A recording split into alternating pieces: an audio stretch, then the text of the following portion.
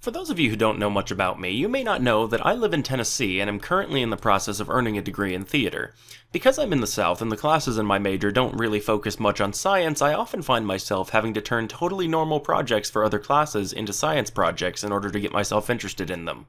My public speaking class has proven no exception, so this video will be an adaptation of a presentation I recently gave in my public speaking class where I was meant to give a definitional claim speech where you supply a definition for something and then show why something else does or does not qualify as being included within that definition. So naturally, I decided to make it hard on myself and give an entire speech in which I proved that the many Southern evangelical conservatives in my class were in fact not just apes, but monkeys. Hope you enjoy and maybe even learn something yourself.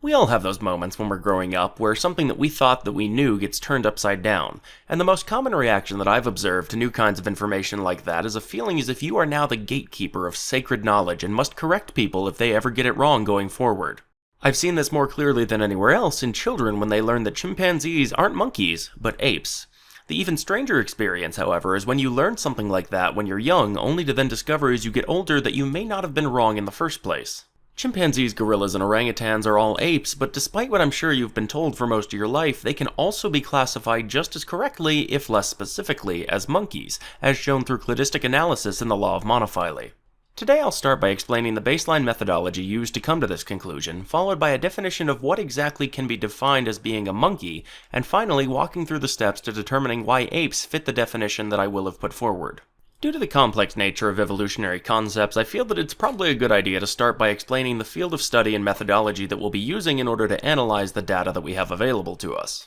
Most of the information that I'll be providing today will be coming from the methodology of cladistics within the phylogenetic branch of biology. Phylogeny is the study of lines of evolutionary descent which helps to demonstrate how closely related two different groups of species are. Cladistics, according to an introduction to cladistics on the UC Berkeley website, is considered to be the best method through which scientists can measure the relation between different groups, or as they're called within the field, clades, which include a number of different species which share derived traits from a comparatively recent common ancestor that are not also necessarily shared by distant ancestors. As you might imagine, phylogeny is a rather complex thing to wrap your mind around fully. The most important basis that needs to be understood is that all life on Earth is related, and because of that, we know that if you trace the lineage of a species back, you will always find a point where it shares a common ancestor with any other species that you might like to compare it to. How far back you have to go in order to find the last common ancestor between the two gives you an indication of how closely related they are. For example, if you were to trace back to find the most recent common ancestors between things as distantly related as, let's say pine trees and elephants,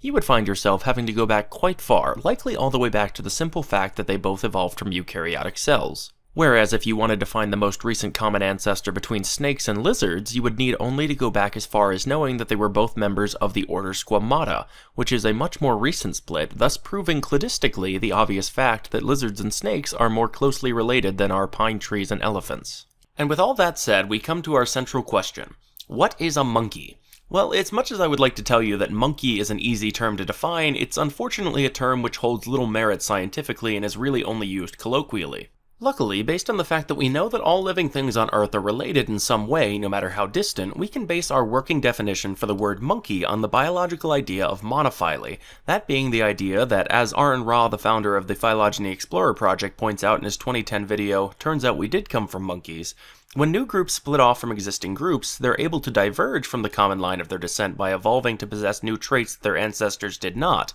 but they can never detach from it. What this means is essentially that no matter how much a species may diverge from another species with which it shares a common ancestor, it can never not be considered a member of that parent clade. So through the lens of monophyly, my definition for what can be considered to be a monkey can be described as any evolutionary clade containing species that would be considered monkeys whose sister clade, that being the other group that split off from a common line of descent at the same time as the first, also contains species that would be considered monkeys. With all that now set in place, we can begin our search. Because we're unlikely to consider anything outside the order of primate to be a monkey, I use that as a starting point from which to view branching descent to determine whether there's a point between the broad term primate and the specific group which includes apes where there's a split showing the presence of monkeys on both sides. In order to follow these lines of descent, beginning with primates, I utilize the website of the Phylogeny Explorer project, which is an international effort to put together an easily explorable collection of Earth's complete evolutionary history. From our start at primates, the first split takes us to the Strepsirrhini, which includes lemurs and other similar primates, and Haplorrhini, which includes all dry-nosed primates such as monkeys, apes, and tarsiers. Following the line that leads to apes, the next division within the members of Haplorrhini is between the Tarsiforms, with the only living member being tarsiers, and the Simiiforms, which includes all other members of Haplorrhini. Simiiforms can be divided further into Platyrrhini, which includes all of the New World monkeys, and Catarrhini, which includes all of the Old World monkeys,